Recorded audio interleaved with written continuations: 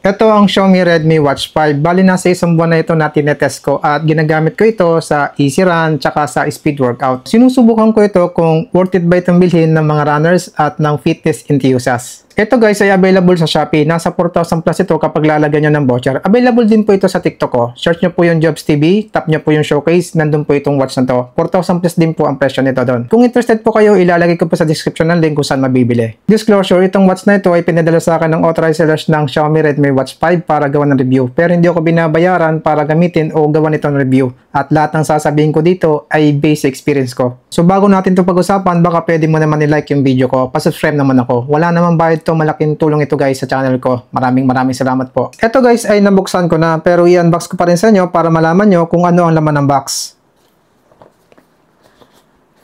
So pagbukas nyo dito, makikita nyo na kagad yung watch. Ito guys ay merong plastic, tinanggal ko lang. Ito yung plastic nya na nakabalot dito sa watch. So tanggalin natin yung watch. Tapos dito, nandito yung kanyang charger. Ayan. May dalawang pin. Tapos, itong manual.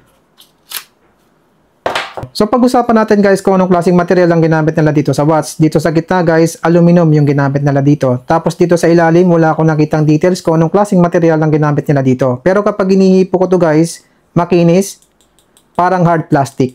Tapos dito sa screen naman guys, wala rin ako nakita kung anong klaseng material ang ginamit nila ditong glass. So ingat-ingat tayo kapag gagamitin natin ito. Yung material naman guys ng strap ay TPU. Tapos natatanggal ito guys. Meron ditong button na ipipress mo para matanggal mo ito.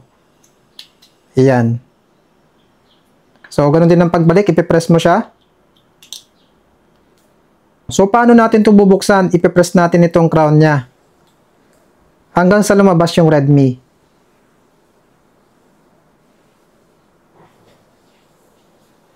Ayan, naka-open na siya. Tapos, naka-Hyper OS na rin ito, guys. Sa unang pagbukas nyo dito, guys, may lalabas dito na language. Pipiliin nyo yung English. Tapos, may lalabas na QR code. Ida-download din nyo yung Mi Fitness para mai-connect ito sa phone. Gandang-ganda talaga ako sa screen nito, guys, nung unang bukas ko kasi meron itong 2.07-inch AMOLED display. Malaki yung screen niya, guys. Tapos, ultra thin yung kanyang bezel. Ang elegant niya talagang tingnan. Bukod dun, guys, ang smooth ng transition nito. Oh? Dito naman sa app list, ang smooth pa rin. Dahil meron itong 60 refresh rate at umabot yung brightness nito ng HBM 1500 nits. Ang liwanag pa rin niya kahit meron ng araw. Matatrack mo din yung step mo buong araw at makikita mo yung calories na naburn mo. At hindi lang yon, makikita mo rin yung moving time mo. Meron itong 5 GPS satellite tulad ng GPS, GLONASS, Galileo, Beidou at QZSS. Na-miss ako dito guys kasi kahit wala itong L5 dual frequency, ang bilis nitong connect sa GPS satellite. Sinubukan ko sa 3 scenario sa pag-connect sa GPS satellite ito. Tingnan nyo guys. Guys, tingnan natin kung gaano siya kabilis connect sa GPS satellite dito sa open ground. Outdoor running. 1, 2, 2 seconds. Tingnan naman natin kung gaano siya kabilis connect sa GPS satellite sa tabi ng building. Okay. Workout. Outdoor running. 1, 2, 3, 4. 4 seconds. Tingnan naman natin dito sa ilalim ng puno kung gaano siya kabilis connect sa GPS satellite. Workout. Outdoor running. 1, 2, 3, 4 seconds. Ang bilis ng connect sa GPS satellite guys, hindi lang yon. Kapag naglalakad ako at ikino-connect ito sa GPS satellite, kumo-connect na ito. So ibig sabihin, hindi mo na kailangan mag-intay ng matagal para i-connect ito sa GPS satellite. So meron itong 150 plus sport mode tulad ng outdoor running, walking, freestyle, hiking, outdoor cycling, treadmill, jump rope, pool swimming. Tingnan natin dito sa more. Water sport, 17 items. Outdoor activities tulad ng trekking, trail run, triathlon, rock climbing, skateboarding, race walk. Pwede rin ito magamit ng weightlifting. Sa mga nagtatanong kung meron itong interval training, yes, meron itong interval training. Ganito lang guys kung paano siya puntahan. Sa outdoor running, dito sa setting, ito na yung interval training. Tap nyo lang. Tapos kanina nag-interval training ako dito. Ang nakalagay sa training nito ay 400 meters. Tapos yung rest ko ay 1 minute. Tapos naka 10 sets siya. So ito ang naging resulta ng interval ko kanina. Bali naka 6 km ako dito, oras 32 minutes. Tingnan natin guys yung summary. So yung na-burn kong calories dito, 290. Average BPM, 144. Steps, 5,719. Average pace, 5 minutes and 18 seconds. Average cadence, 186. Average stride, 74. Tapos yung graph ng heart rate zone. So umabot ako ng anaerobic. Walang VO2 max.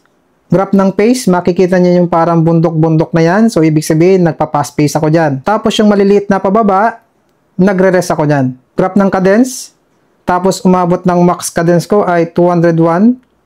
Training effect, 3.3 improving aerobic, 0.3 minor anaerobic. Nakalima hanggang 6 na gamit ko na sa watts na ito. So, ang VO2 max ko dito ay 58. Training load, 68. Recovery time, 22.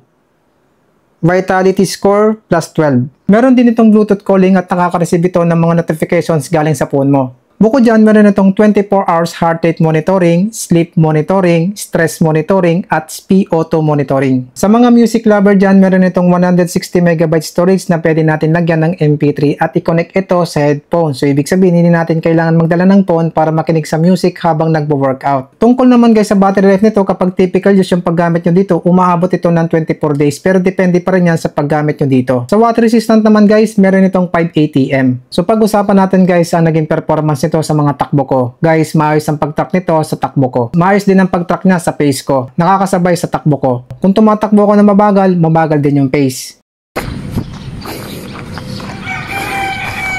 At kung tumatakbo ko na mabilis, mabilis din yung pace.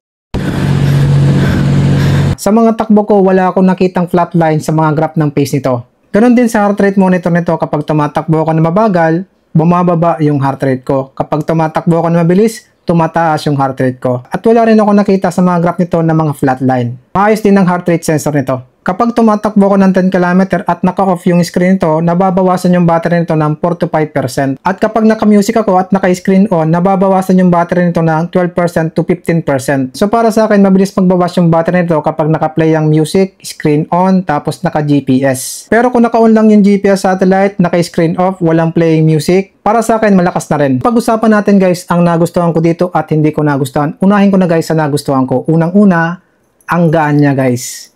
Tapos, ang premium niyang tingnan. Nagustuhan ko din yung maayos na pag-track nito sa takbo ko. Nagustuhan ko din yung system nito, talagang ang smooth niya. At yung music storage, isa yan sa mga gusto ko na specs ng watts. Ang hindi ko nagustuhan dito guys ay yung isang option dun sa interval training dahil sa hanggang 10 set lang ito. Hindi rin pwede mag-sync dito ng training plan. So worth it bang bilhin si Xiaomi Redmi Watch 5 sa presyo na yan na 4,000 plus? Para sa akin, worth it na yan. Sa ngayon, yan lang po muna sa watch na ito. Maraming salamat po sa panonood at transafe po.